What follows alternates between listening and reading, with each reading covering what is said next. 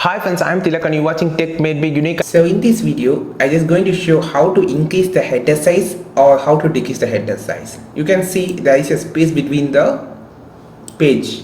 So now you just go to the file option here, then go to the page setup.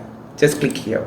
Then you can have a called margin inches. In top there has been given as 0.75 and you just want to change those. I just going to increase out to 3. So I click OK. Now you can see a large space, but you can't type anything here because the full portion will be considered as a header. So if you want limit the decrease the space, you just go to the file, then go to the page setup. Now you just decrease 0.25.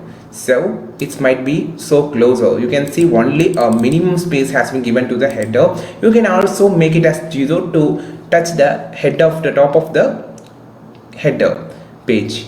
You just go to the file and page setup. The only method is here. You just want to click change the top and bottom portion to change the header size. And if you want to set as default, you can click on set as default. So whenever you just open a new file, it automatically changes to this margin that you have been applied here, and click OK.